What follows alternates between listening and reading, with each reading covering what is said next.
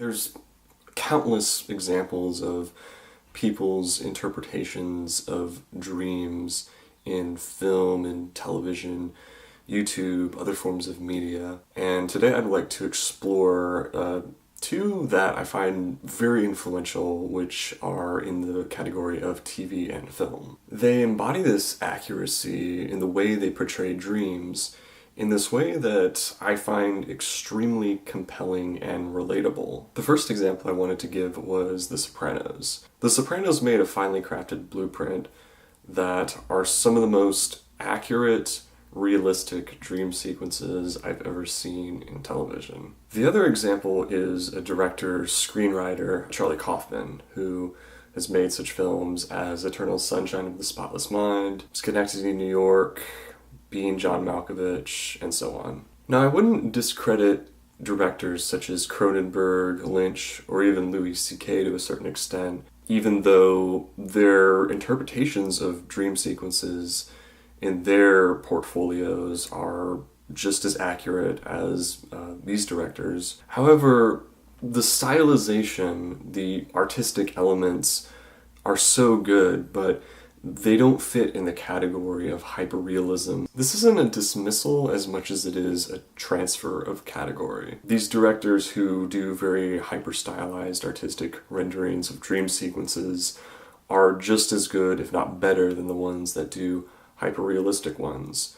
But I want to separate these in order to plan out the best way people can look at a certain form of dream sequence and compare them in a way that is actually relatable to how a dream actually functions. Timing, setting, subject shifts, motivational cues, these are all things that we're kind of looking at to compare with one another to get a better sense of what actually makes a dream a dream. Directors who have more of an artistic bend to their dream sequences almost do nightmares better than anyone else, and maybe that'll be another video as we get down the line, but as for right now, we're going to stick with the realism of the dream and how all the components match up with how dreams function in reality. So now let's take a look at The Sopranos. Also, spoilers if you haven't watched all 6 seasons. In comparison to real dreams, the characters in the dreams of The Sopranos serve multiple roles than they do in real life. Dr. Melfi shows this compassionate female energy that keeps on being interconnected with Tony's relationships to his girlfriends, his sexual desires, and even his mother. Artie Bucco brings Tony back in his dreams toward a simpler life of adolescent freedom that Tony longs for. As for Tony, just like in a real dream, he plays more roles than just himself. A younger version of himself in the backseat of his dad's car, an Italian immigrant who is looking for work at the turn of the 20th century. He doesn't physically change in these instances, but his personality is being filtered through these archetypes. When Tony becomes Kevin Finnerty in the dream, this also can apply to a certain extent, but I can't really vouch for the accuracy in comparison to NDEs, but I will just say that I love that storyline, and it was one of my favorites out of all of the series. You don't see a lot of this modeling of the main character embodying different roles in a television series, and this is a very important aspect of dreams, where you're having one, and for some reason you'll have a motivation cue to go off and do something, or you act like someone that you've never been before. Playing roles other than yourself in dreams is almost like a learning experience where you're able to exercise your perspective in order to gain different abilities. When it comes to the situations that these characters go through, the accuracy is even more pronounced. Take, for example, the time when Tony brought a horse into the house and lightly argues with Carmela about keeping it. The horse. That in itself was, being an allegory for what it is. It combines this level of surrealism with this idea that It's not, no pun intended, but an elephant in the room kind of situation. So it's combining all these weird creative subject matters and forcing him in this scene to give Tony a better perspective of how his decisions affect everyone. It's scene where Pussy is a fish at the market, reiterating this idea of where he'll be soon as Tony finds out that he's an informant.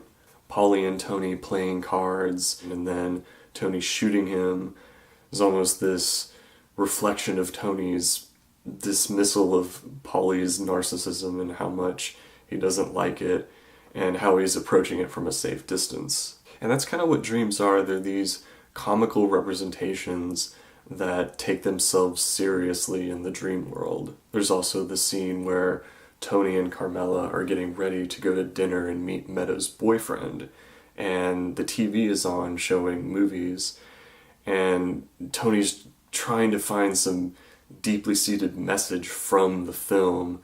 It's like watching Chinatown and then this Western as he walks in the restaurant. The element of Tony's teeth falling out afterwards seems a little cliche, but it was well done, and the fact that he kind of cupped his hands and showed it to the mixed company he was around gave it this sense of panache that, in dreams is like it's acceptable for things to be that weird. And this is where the editing and the camera work in these scenes really comes together in a powerful way during this dream sequence. The character of Phil Leotardo is being shot by Steve Buscemi's character in the street. Characters have a hybrid, serious, surrealistic justification for this incident as Tony watches with shots moving around randomly as if the continuity wasn't aware of itself. As the mob of people turns on Tony, he runs down an alley as day becomes night,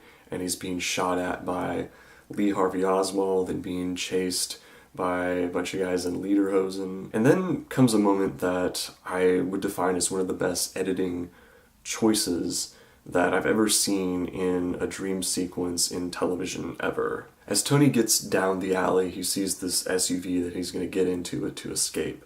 But then he looks to the left, and Artie Bucco is there in a doorway next to the alley, telling him to follow him.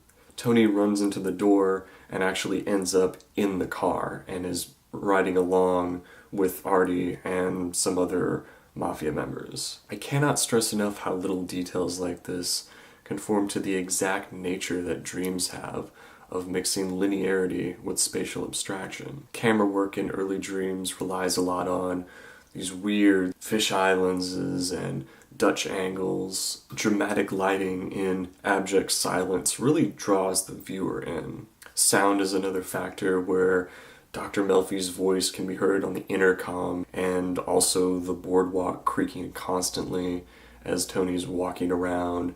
Audio subtlety really drives the environments to make these situations a surrealistic paradise. The plots of these dreams jump exponentially into other places and timelines, justifying normal encounters. But when compared to a Kaufman screenplay or directorial film, is a whole other animal of surrealistic poetry. Charlie Kaufman conducts his creative proliferation, just like The Sopranos, in a more spread out format. Scenes and events jump occasionally, but flow together actually better than The Sopranos on an artistic level. It's almost like a song, and The Sopranos is like beating a drum exclusively. If we look at the verbal congruity of dialogue, dreams are based on these moments that Kaufman has laid out for us. The awkward moments in his films where people are saying blunt, expository dialogue are almost uncannily similar to how the verbal nature of dreams conduct themselves, almost as if it's a robot inspecting its own life. There's a scene in Schenectady, New York that is a perfect example of this. In fact, pretty much all of that movie almost is in a way. There's this jump cut scene where Caden, who's the main character, is sitting outside of the car, outside the burning house of his ex-girlfriend, where her and her husband are walking up the stairs to. Caden says sorry for no particular reason, as if it's almost like he was transitioned to this scene unwillingly and is adapting to it in this animalistic way. When she hears him and notices him, she turns around and starts walking up to him and is almost contented without any sort of backlashing emotions that he's even around her. She gets in the car and they have this conversation where they're exchanging their feelings for one another. This conversation they have completes a circuit of emotion, causing us to feel a sense of humor and yet pity in everything. When Caden says, I don't want you to be okay. I mean, I do, but it just rips my guts out. You're not processing what you're saying, and yet it's coming out in this highly truthful way, and other people are just sort of going along with it. It's out of place and kind of funny. It's really funny to me, but probably less funny for other people. But that's kind of the brilliance of Kaufman's films. His ability to take a situation that is almost like perfectly taken as a actual experience, an actual conversation in a dream, and translating that to film is just, it's absolutely genius. He presents the non-conformity of dream life to a real situation wherein dreams combine these aspects in actuality, and he's found this great way of presenting that. The movie is highly surrealistic in itself, but doesn't explicitly say that it's a fantasy. In Eternal Sunshine, it's a little different, and even though it's one of the most well-constructed timelines out of any movie I've ever seen before that's even comparable to this, it doesn't have the same sort of realism that a normal dream has. But like in a dream where you don't really notice the sequence of events that's taking place, you have this loop that's going on in this movie that might take a few watches to fully understand, at least from my perspective I did. As for the awareness of Joel, Jim Carrey, that I think doesn't apply to this dream scenario, even though there are very surrealistic elements that have introduced themselves in these interactions with his own memories. After he wakes up and sort of understands what's going on, you can see this disconnection from the dream he was just having to the point where he's lucid and he's actively running away from these changes in the environment. If you look at something like Being John Malkovich, this contains the majority of the same elements that the others have. The point where John Malkovich goes through the portal and actually becomes himself in this nightmarish restaurant reality where everyone is him and they're saying his name. I think that's a very creative way of expressing this kind of abstraction, but still keeping it real in the sense that he's in a nightmare that is proliferating his reflection to himself. Another element that was very stretched out and absurdist in a very dreamlike way was when Craig possesses John Malkovich's body and ends up living through him for a long amount of time to the point where he redefines his career and becomes a famous puppeteer. Now, I wouldn't classify this movie as 100% dream accurate, but there is something very provocative about the way these plots play themselves out. When comparing Kaufman's overall vision with that of The Sopranos, his films intertwine with reality in this way that is congruent with the way one dreams for a duration of their sleep cycle. When you're jolted out of bed by external stimuli, you wake up out of a Kaufman dream. The tone is innocuous and casual, flowing with real life just enough so that you go along with it. It's a long plot with sprinkles of absurdity. The Sopranos interpretation is almost like what happens when you're at the end of your dream and you're going through the process of getting closer and closer to the point where you wake up. There are much more classic elements here where just as you're getting to the point where you're going to come out of it, the reality starts tapping you on the shoulder and you start noticing different factors in the dream being more and more compelling.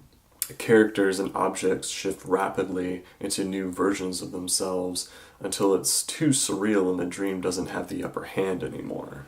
These are brilliant representations of the time dilations in both examples, but the prominence and quality is relegated to them differently.